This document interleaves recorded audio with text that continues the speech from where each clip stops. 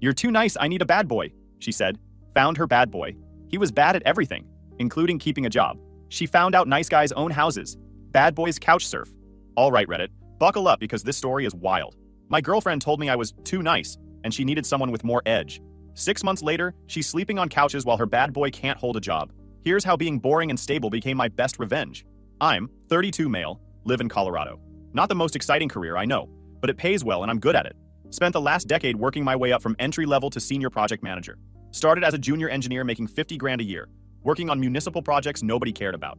Storm drains, traffic studies, the kind of work that keeps cities running but doesn't win awards. Now I manage teams on commercial developments and infrastructure upgrades. The pay jumped significantly, and I made smart decisions with that money instead of blowing it on fancy cars. I own a 3-bedroom house in a decent neighborhood that I bought 5 years ago. Nothing fancy, but it's mine. Got a good interest rate, been making extra payments when I can, and the property value has increased about 30% since purchase. The house needed work when I bought it, which is why I got it at a decent price. Spent weekends updating the kitchen, refinishing hardwood floors, replacing fixtures. Learned most of it from online tutorials and my dad. My truck is a 2015 Ford that I bought used and paid off 2 years ago. Runs great, no monthly payment. I've got a solid retirement account, an emergency fund covering 6 months of expenses, and generally have my life together in ways that make financial advisors nod approvingly. My weekends consist of hiking with my dog Cooper, a 4-year-old golden retriever mix I adopted from a shelter. We hit the trails every Saturday morning, sometimes Sunday too. I've also got ongoing home improvement projects.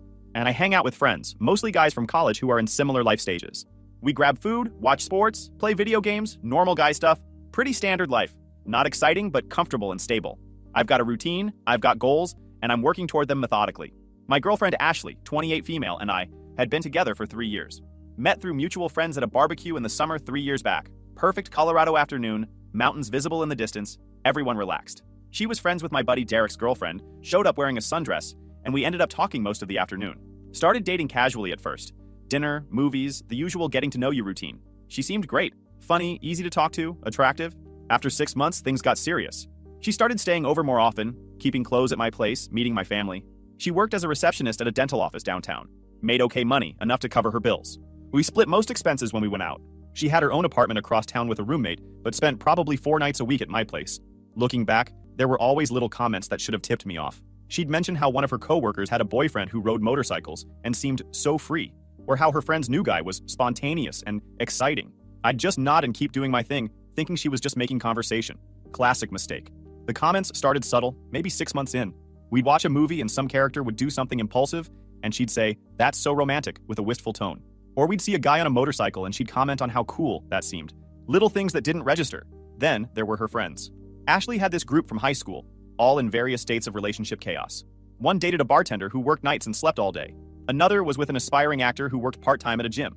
A third was seeing a guy who lived in his van by choice, calling it minimalism. These women would get together for girls' nights, and Ashley would come home talking about how interesting everyone's relationships were, how her friend's boyfriend surprised her with a trip to the desert, never mind that she had to pay for it because he was broke, or how another guy wrote poetry, ignoring that he was 32 and lived with his parents. I'd listen and nod, not seeing the pattern. But looking back, Ashley was comparing our stable relationship to her friend's exciting dysfunction, and finding ours lacking. There were other signs too. She started suggesting we do more spontaneous things, like driving to the mountains at midnight to watch the sunrise, which sounded romantic until you factored in work the next morning and mountain roads in the dark. Or randomly booking a weekend trip without checking if I had work commitments, then being disappointed when I couldn't just drop everything. "You're always working," she'd say when I had to decline some last-minute plan. "I have a job," I'd respond. "Jobs have schedules. But don't you want to just be free sometimes? Just do something without planning it to death?" I thought she was just expressing a normal desire for variety. Didn't realize she was building a case against me in her head. The relationship was fine, not perfect, but what relationship is? We had our routines, our inside jokes, our favorite restaurants. There was this Italian place we went to probably twice a month, where the owner knew our names and usual orders. We had Sunday morning breakfast traditions, weeknight dinner spots, a Thai restaurant that we'd hit up when neither of us wanted to cook. We'd developed a comfortable life together. She'd come over after work, I'd already be home usually, and we'd make dinner together. Well, I'd make dinner, and she'd sit at the counter talking about her day. She wasn't much of a cook, claimed her mom never taught her, so I handled most of the food preparation. Didn't bother me much at the time, just seemed like a division of labor. After dinner, we'd watch shows we were both into. Had a whole list of series we were working through together. She'd curl up on the couch with Cooper, who loved her despite her insistence that he shed too much. I'd sit in my recliner with my laptop, sometimes answering work emails or researching house projects. Weekends we'd sleep in, grab brunch, run errands together. Sometimes we'd hit up Target or Home Goods, and she'd point out things for our future house, even though we weren't living together yet. Throw pillows, kitchen gadgets, decorative items I'd never think to buy. I took it as a sign she was thinking long-term, which seemed like a good thing. I thought we were building towards something long-term. The relationship had progressed naturally from casual dating to serious commitment. We'd met each other's families, spent holidays together, talked vaguely about future plans. Marriage seemed like the logical next step. I'd even started looking at engagement rings about 2 months before the breakup. Spent my lunch breaks browsing jewelry stores, learning about cut and clarity and all that stuff I'd never cared about before. Talked to Derek about it, asked his girlfriend for advice on what style Ashley might like. I was thinking maybe next spring would be a good time to propose. Maybe during a weekend trip somewhere nice, somewhere meaningful. Had a whole plan forming in my head. Take her back to that spot in the mountains where we'd gone hiking on one of our early dates. Pack a nice picnic, wait for sunset, do the whole down on one knee thing. Figured I'd need about 6 months to save up for the kind of ring that would impress her. She'd shown me pictures of her friends' engagement rings before, always pointing out which ones she thought were pretty. They were all in the 8 to 10,000 range, which meant I needed to save aggressively. I'd already opened a separate savings account just for the ring, was putting away about $1,000 a month, cutting back on other expenses to make it work. Skipped my usual contributions to my Roth IRA for a few months. Figured I could catch up later. The ring felt like the priority. Looking back now, I can see how delusional I was. Building this whole future in my head, while Ashley was busy looking for the exit. Then came the conversation that derailed everything. It was a Tuesday night in April. I'd just gotten home from work, changed out of my office clothes, and was starting dinner. Ashley came over straight from her shift, walked into the kitchen, and just stood there with this weird expression. "We need to talk," she said. Never a good start to any conversation. I turned off the stove and gave her my full attention. "What's up?" She took a deep breath like she was about to jump off a diving board. "Brandon, I think we need to break up." The words hung in the air for a second. I felt this weird disconnect between hearing them and actually processing what they meant. "Okay," I said slowly. "Can I ask why?" "You're too nice," she said, and I genuinely thought she was joking at first. "Too nice?" "Yes. You're stable and responsible and you have your life together. But there's no excitement, no passion. Everything is so predictable with you. I feel like I'm dating my dad or something." That stung more than I wanted to admit. "So you're breaking up with me because I'm responsible?" "Don't make it sound like that," she said, getting defensive. "I just need someone with more edge, you know? Someone spontaneous. Someone who makes me feel alive instead of just comfortable." I stood there processing this. 3 years together, and she was ending it because I was too stable. Because I had a mortgage and a 401k. Because I preferred planning a nice dinner over randomly driving to Vegas at 2 a.m. "Is there someone else?" I asked, already knowing the answer. She had the decency to look guilty. "Kind of. His name is Jake. I met him at my friend Courtney's party last month. He's different from you. More exciting." "So you've been seeing this guy for a month?" "It's not like that. We've just been talking, getting to know each other. Nothing physical has happened." "Right, because emotional affairs don't count, apparently. But I want to pursue things with him," she continued. "And it wouldn't be fair to you if I'm thinking about someone else." At least she had that much self-awareness. I nodded slowly. "All right, if that's what you want." She seemed surprised by my calm reaction. Probably expected me to beg or argue. "You're okay with this?" "Not really. But I'm not going to force someone to stay who doesn't want to be here." "You're being really mature about this," she said, and I detected a hint of disappointment, like she'd wanted more drama. "Did you drive here?" "Yeah, my car's outside." "You should probably grab your stuff then. You've got clothes in the bedroom, toiletries in the bathroom." She blinked. "Right now? I thought maybe we could talk more about this." "What else is there to talk about, Ashley? You want to date someone more exciting. Go date him. I'm not going to sit here and convince you I'm worth staying with." She stood there for another moment, then went to gather her things. It took about 20 minutes. I just kept cooking dinner, listening to her move around the house, collecting her belongings. When she came back downstairs with a duffel bag, she lingered by the door. "Brandon, I really did care about you. Past tense. Got it. Don't be like that." "Like what? You just told me I'm basically boring and you found someone better. How should I be?" She didn't have an answer for that. Just walked out the door, and that was it. 3 years done. I finished making dinner, ate it alone, then called my best friend Derek. "She dumped you for being too nice?" Derek sounded incredulous. "That's the dumbest thing I've ever heard. Apparently I'm not exciting enough." "Dude, you own a house. You have a good job." "You're not exciting. You're successful. Those aren't the same thing." Derek had always been straightforward, which is why we'd been friends since college. Guy had zero filter, and exactly the perspective I needed right then. She found some other guy. Says he's more spontaneous or whatever. Let me guess. Rides a motorcycle? Has a bunch of tattoos? Works at a bar? Don't know yet. She just said his name is Jake. Well, give it 6 months. She'll figure out that spontaneous guys are fun until you need someone to help pay rent. I appreciated Derek's confidence, but honestly, I was too tired to think about karma or revenge or whatever. I just wanted to move on. The next few weeks were weird. Ashley and I had been together long enough that we had overlapping friend groups, which meant people kept asking what happened. I kept it simple. We wanted different things.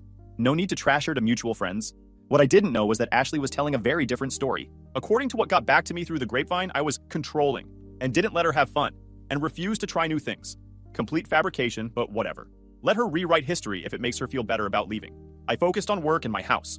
Had a bathroom renovation I'd been putting off, so I threw myself into that. The master bathroom was original to the house, stuck in 1987 with pink tile, a fiberglass tub shower combo, and a motel-quality vanity. Ripped out the old tile over one weekend. Sledgehammer therapy at its finest. Every swing felt like progress, literally tearing down the old to make room for something better. Cooper watched from the doorway, probably wondering why I was destroying the house. Spent the next few weeks installing new gray porcelain tile, upgrading to a modern floating vanity with vessel sink, replacing the medicine cabinet, swapping the light fixture, installing a new shower system with rainfall shower head. The whole project took about 6 weeks of evenings and weekends. Cost around $8,000, but when finished, the bathroom looked incredible. Derek came over to see it and nodded approvingly. This looks professional. Way better than that pink nightmare. Felt good to build something. Better than sitting around feeling sorry for yourself. Kept my hands busy and my mind occupied. Every evening after work, I'd spend hours on the bathroom. It became my therapy. Kept me from thinking too much about Ashley and Jake. Derek came over most weekends to help or just hang out. We'd work on the house, order pizza, watch hockey. Simple stuff, but it felt good to have that routine. You seem like you're doing all right, he observed one Saturday while we were painting the bathroom. It's not like she died. We broke up. People break up all the time. Yeah, but 3 years is a long time. You're allowed to be upset about it. I am upset about it. But sitting around moping isn't going to change anything. Derek nodded approvingly. That's the spirit. Hey, speaking of which, my sister wants to set you up with one of her friends. I'm good, thanks. Come on, man. It's just dinner, no pressure. Derek, it's been 3 weeks. So, Ashley's probably already going out with Captain Spontaneous. You should get back out there too. He had a point, but I wasn't ready. Needed time to reset and figure out what I actually wanted from my next relationship. That decision turned out to be the right call, because about 6 weeks after the breakup, I started hearing stories about Jake. My coworker Brian mentioned seeing Ashley at a concert with some sketchy-looking dude covered in tattoos. Derek's girlfriend reported that Ashley's friend Courtney was concerned about Ashley's new relationship. Even my neighbor Tom somehow had intel about her musician boyfriend, who seems to be between jobs. Tom waved me over one evening during a walk with Cooper. Sorry to hear about you and your girlfriend splitting up. Thanks, Tom. These things happen. Probably for the best. Heard she's with some musician now. No steady income from what I understand. How do you even know that? Tom tapped his nose mysteriously. I know people, but you're better off. Nice stable guy like you shouldn't be with someone who doesn't appreciate that. I didn't ask for details. Wasn't my business anymore. But the information kept coming, each piece filling in more of the picture. Derek did some reconnaissance through mutual friends and social media, sending me updates I never requested, but secretly appreciated. Okay, so Jake is 29, works part-time at Vintage Sounds music store, but he calls in sick constantly to practice with his band. His band is called Broken Pavement. They've been together 6 years and played maybe a dozen shows total, mostly at open mic nights. 0 album releases, just crappy SoundCloud recordings with 50 plays each. Why do you know all this? Because it's hilarious. Best part, he got evicted from his last apartment 8 months ago for not paying rent. Been couch surfing ever since, currently staying with his bandmate Steven. But Steven's girlfriend told someone who told Derek's girlfriend that Steven's getting tired of Jake eating all his food. The picture was clear. Jake was 29 going on 19, treating life like extended college where responsibility was optional. He worked part-time when he felt like it, played guitar in a band that practiced constantly but performed rarely. His free spirit meant inability to pay rent, rotating between friends' couches every few weeks. Derek couldn't help himself. Dude, your ex left you for a homeless musician. That's amazing.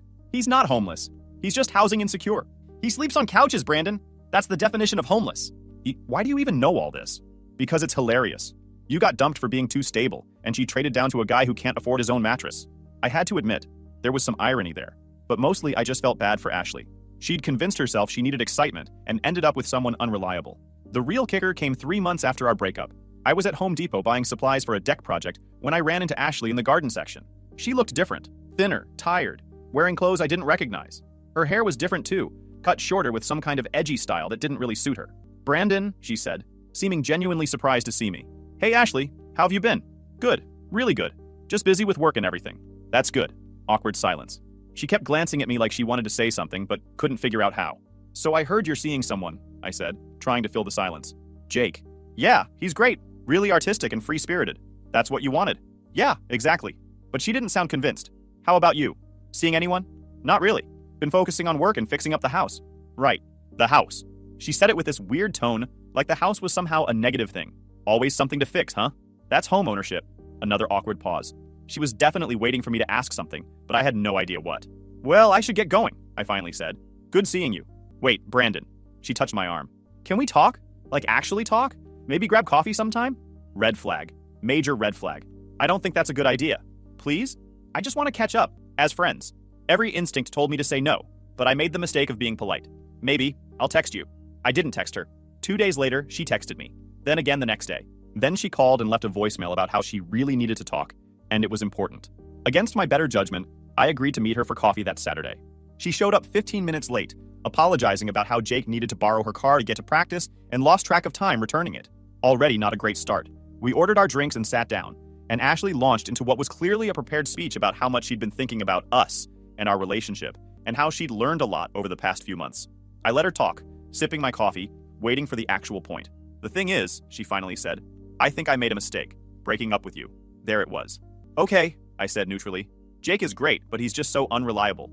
He can't keep a job, he's always broke, and he expects me to pay for everything. I'm exhausted, Brandon. I forgot what it was like to be with someone who actually has their life together. So you want to get back together? She nodded eagerly. I know I hurt you, and I'm so sorry about that. But I think we were really good together. We could try again. I took another sip of coffee, processing what she'd just said. She left me because I was too boring, spent 3 months with an unreliable guy, and now wanted to come back because she missed having someone pay for dinner. No, she blinked. No? I'm not interested in getting back together. Brandon, come on. We had 3 years together. That has to mean something. It did mean something. Until you decided it didn't and left for someone more exciting. I was confused. I didn't know what I wanted. And now you do? Conveniently, after realizing your new boyfriend can't afford his own apartment? She flinched. That's not fair. You know what's not fair? Being dumped because you're too responsible. Being told you're not exciting enough. Then being expected to take you back once you realize responsibility is actually important. I made a mistake, she said, tears starting to form. People make mistakes. They do. And mistakes have consequences. Mine is that I don't trust you anymore. Please, Brandon, I'm asking for another chance. And I'm saying no. I'm sorry things didn't work out with Jake, but that's not my problem to solve. She stared at me, probably expecting me to cave, like I always had during our relationship. But I was done being the safe backup plan. So that's it? She asked. 3 years together and you won't even try? You ended those 3 years, Ashley, not me. I would have kept trying. You wanted something different. I stood up, leaving my half-finished coffee. I hope you figure out what you're looking for. But it's not going to be with me. I walked out before she could respond, got in my truck, and drove home. Felt better than I had in months. Derek called that night. Heard you ran into Ashley. News travels fast. She texted Courtney crying about how you wouldn't take her back. Courtney told my girlfriend. You know how it goes. Let me guess. Now I'm the bad guy for not forgiving her? Pretty much. According to the story, you're being cold and holding a grudge. But between you and me, everyone's actually impressed you didn't cave. Why would I cave? Because you're a nice guy, and nice guys usually take back their exes when they come crawling back. Maybe I'm done being that nice. Good. Stick to your boundaries. She made her choice. Over the next few weeks, I heard through various sources that things with Jake were deteriorating rapidly. He'd gotten kicked out of another friend's place and was now staying with Ashley in her apartment. She was covering all the bills while he focused on his music career. The band had exactly 0 paid gigs lined up, but plenty of practices. Jake contributed to the household by occasionally buying fast food with money he borrowed from Ashley. Her friends were staging informal interventions, telling her to dump him. She kept defending him, saying he just needed time to find his creative direction. Meanwhile, I finished the deck project, started dating again, and generally moved on with my life. Went on a few dates that didn't lead anywhere, which was fine. Wasn't in a rush. Then about 5 months after our coffee shop conversation, I met Rachel. She was a landscape architect working on a commercial project my firm was partnering with. One of those mixed-use developments with retail, office space, and residential units that required coordination between multiple teams. My firm was handling the civil engineering aspects. Her company was designing the outdoor spaces and landscaping. Our first meeting was in a conference room with about 12 other people, going over site plans and discussing how the grading and drainage needed to work with her landscape design. She was the only woman in the room, and she commanded attention immediately. Not through volume or aggression, but through competence and confidence. When the project manager for the developer suggested moving a drainage swale that would have destroyed her design, she calmly explained why that wouldn't work, using actual engineering principles and site analysis data. Not opinions or feelings, but facts. Half the engineers in the room looked impressed, including me. After the meeting, I caught up with her in the parking lot. That was impressive in there. Most landscape architects I work with don't understand drainage calculations. She smiled. Most landscape architects never worked construction before switching careers. I spent 5 years as a surveyor and site manager before going back to school. Learned to speak engineer fluently. We ended up talking in the parking lot for 20 minutes about career paths, the project, and the challenges of coordinating multidisciplinary teams. She was sharp, direct, and funny in a dry way that reminded me of Derek. When we finally said goodbye, I found myself hoping we'd have more meetings on this project. We did. Over the next month, we had probably 6 coordination meetings as the project developed. Each time, I noticed more things about her. How she prepared thoroughly for every meeting, always having answers ready for anticipated questions. How she advocated firmly for good design principles while being willing to compromise on things that didn't matter. How she treated everyone the same, whether they were the developer's CEO or the junior engineer taking notes. After our third project meeting, the whole team went to lunch at this sandwich shop nearby. I ended up sitting next to Rachel, and we spent the hour talking about everything except work. Turned out we both hiked, both owned our own places, both had similar views on how adults should handle their lives. She had funny stories about difficult clients and nightmare projects. I told her about my bathroom renovation and the pink tile demolition therapy. Demolition therapy, she repeated, laughing. I like that. I refinished my entire deck last year after a bad breakup. Nothing says moving on like 8 hours of sanding and staining. What happened with the breakup, if you don't mind me asking? Dated a guy for 2 years who claimed he was going to start his own business. Never did. Just kept talking about it while working part-time at a gym and living off me. When I finally called him out on it, he said I was being unsupportive of his dreams. Apparently supporting someone means paying all their bills while they dream. Sounds familiar. My ex left me because I was too stable and boring. Rachel raised an eyebrow.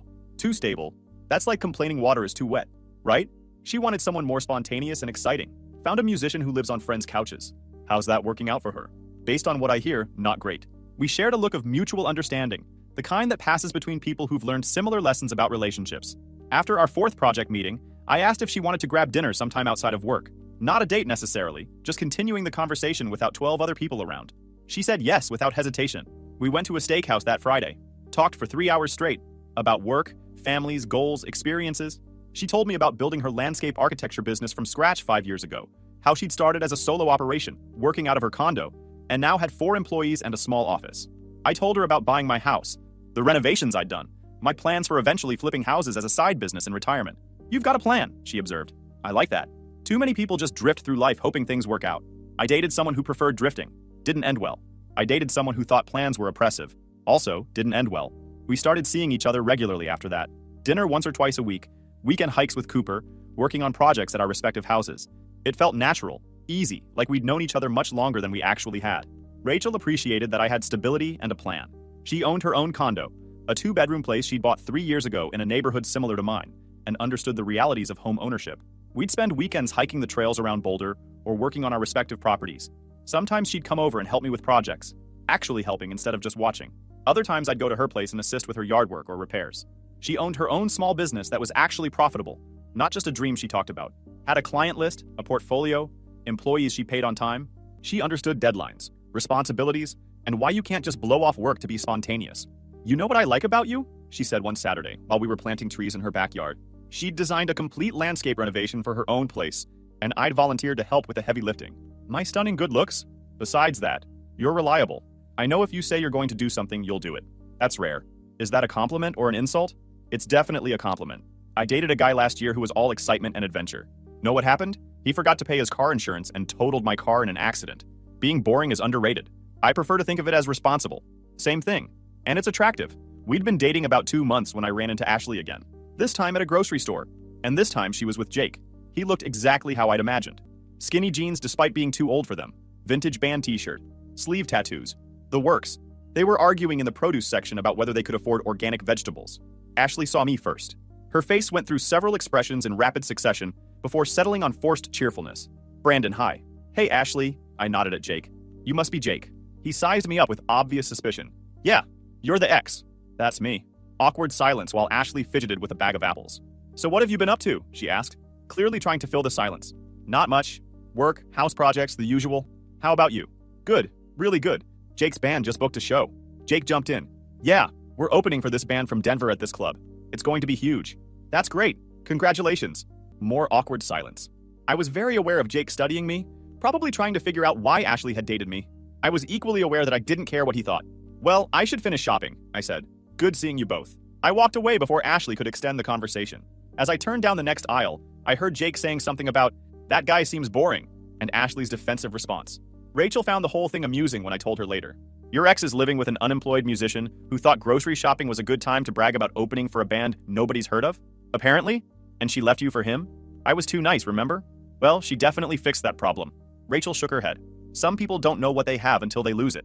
Her loss, my gain. Simple statement, but it meant more than she probably realized. For the first time since Ashley and I broke up, I felt genuinely happy about how things had turned out. That should have been the end of the story. I'd moved on, started dating someone great, and Ashley was living with her exciting boyfriend in what sounded like a slowly unfolding disaster. Clean break, everyone moves forward, the end. But Ashley had other plans. It started with text messages. Random things at first, like sending me memes she thought I'd find funny, or asking questions about home repair stuff. I kept my responses short and polite, but didn't encourage deeper conversation. Then she started commenting on my social media posts. I'd share a picture of a hiking trail. She'd comment about how she missed hiking together. I'd post about finishing a house project. She'd reply with, "You always were so good at that stuff," Rachel noticed. "Your ex is being weird on Instagram." "Yeah, I know, I'll talk to her." I messaged Ashley privately. "Hey, I appreciate you being friendly, but the constant commenting is awkward. I'm seeing someone and it's not appropriate." Her response came immediately. "I'm just being nice. We can't be friends? I think it's better if we keep our distance." "That's so unfair. You're with someone new but I can't even talk to you? I'm not stopping you from talking to me. I'm asking you to respect boundaries." She didn't respond to that, and the commenting stopped. For about a week. Then she called me at 11 p.m. on a Thursday. I was already in bed, so I sent it to voicemail. She called again, and again. Finally, I answered. "Ashley, what's wrong? I need help." Her voice was shaky, like she'd been crying. "Jake and I got into a fight and he left. I don't know where he went and I can't afford rent by myself and I don't know what to do." "Okay, take a breath. What happened?" She launched into this rambling story about how Jake had gotten fired from the music store for showing up late too many times, then spent their rent money on new guitar equipment because he needed it for the band, and when she confronted him about it, he called her controlling and stormed out. "That's rough," I said, genuinely sympathetic despite everything. "Have you called his friends?" "They're not answering." "Brandon, I'm freaking out here. My rent is due in 3 days and I don't have it." "What about your parents?" "They'll just say I told you so about Jake." "I can't deal with that right now." I sat up in bed, fully awake now. "Ashley, why are you calling me?" "Because you always knew what to do. You were always so responsible and practical. I'm seeing someone, remember? This isn't appropriate. I'm not asking you to get back together. I just need advice. Please, Brandon." I wouldn't ask if I wasn't desperate. Against my better judgment, I spent 20 minutes on the phone talking her through her options. She could ask her landlord for a payment extension. She could pick up extra shifts at work. She could move to a cheaper apartment. She could finally call her parents and ask for help, even if it came with lectures. "But what if Jake comes back and needs a place to stay?" she asked. "Ashley, from what you just told me, he spent your rent money on guitar gear. Maybe him leaving is a blessing. You don't understand. He's under a lot of pressure with the band. The band that doesn't pay him?" Silence. "Look," I continued, "I'm not trying to be harsh, but you need to prioritize yourself here. Figure out your housing situation first, then worry about Jake. I know you're right. I just wish..." "Wish what?" "Nothing. Thank you for talking me through this. I know it's weird, me calling you. It is weird, but I hope you figure it out. Brandon, I'm sorry. For everything. For how I ended things. For what I said about you being boring. You were never boring. You were stable, and I was too dumb to appreciate it. I appreciate you saying that, but it doesn't change anything. I know. I just wanted you to know." We hung up, and I lay awake for another hour processing the conversation. Part of me felt bad for her, but a bigger part was relieved I dodged whatever situation she was currently living in. Rachel asked about it the next day. I gave her the summary, and she looked thoughtful. "You were pretty kind to spend that much time helping her figure things out." "I know, but she sounded genuinely desperate." "That's because she is desperate. She's realizing that exciting and spontaneous doesn't pay the bills." Rachel paused. "You know she's going to keep calling you, right?" "Maybe. But I made it clear I'm not getting back together with her. Doesn't matter. In her mind, you're the solution to all her problems. The responsible guy who has his life together and will fix everything." Rachel was absolutely right. The calls kept coming. 2 days later, Ashley texted asking if I knew any affordable apartments. Then asked if I could co-sign on a lease since her credit was bad. Then wondered if I had any extra work she could pick up. Each request escalated, testing boundaries. Each time, I kept responses brief. These weren't my problems to solve. About a week later, Derek called laughing. "Ashley showed up at my place asking if I could convince you to help her out." "Seriously?" "She showed up crying, saying you were ignoring her. I told her that she dumped you for being too nice, so expecting you to bail her out was insane. Reminded her she threw away a guy with a house and a job for a couch surfer. Harsh. She needed it. Told her to call her parents and leave you alone." The calls stopped after that. 3 weeks of silence. Then Courtney texted, "Ashley got evicted. Jake left her. She's on my couch. In a bad place financially. Just wanted you to know in case she reaches out." I appreciated Courtney's heads up, but it confirmed what I already suspected. The exciting, spontaneous life Ashley had wanted came with consequences she wasn't prepared for. I showed Rachel the text. She read it and handed my phone back. "Do you feel bad for her?" "A little," I admitted, "but not bad enough to get involved." "Good, because this is what happens when you make impulsive decisions based on excitement instead of logic." She wanted adventure and spontaneity. She got it. And it turns out adventure without stability is just chaos. Rachel was right, but I'd be lying if I said part of me didn't feel guilty. 3 years is a long time to share your life with someone. Seeing them struggle isn't satisfying, it's just sad. But I also knew that helping Ashley would send the wrong message. It would tell her that she could make terrible decisions, and I'd always be there to catch her. That's not kindness, that's enabling. 2 months later, I was at a work happy hour when my phone buzzed. Text from a number I didn't recognize. "Brandon, this is Ashley's mom, Linda. I know you and Ashley aren't together anymore, but I wanted to thank you. I don't know what you said to her, but she finally called us for help. She's moved back home and is getting back on her feet. She told me that talking to you made her realize she needed to take responsibility for her choices. Thank you for being firm with her when we couldn't be. I showed Rachel the text later that night. Her mom thanked you for not taking her back? Apparently tough love worked. Good for Ashley. Sounds like she's finally learning that actions have consequences. I texted Linda back. I'm glad she's getting the help she needs. Best of luck to all of you. Short, polite, final. Rachel and I got engaged 8 months later, bought a bigger house together, combined our lives in ways that felt natural and healthy. She never once complained that I was too nice or too boring or too stable, because she understood that those qualities weren't flaws, they were foundations. I heard through the grapevine that Ashley eventually got a better job, saved up enough to get her own place again, and was dating someone who worked in finance. Someone stable and responsible. Guess she figured out what she actually needed after all. Jake, last I heard, was still couch surfing and still playing in bands that never quite made it. Living the dream, I suppose. As for me, I'm living my own version of the dream. Got a wife who appreciates stability, a house we're renovating together, 2 dogs now instead of 1, and a life that might be boring to some people but feels exactly right to me.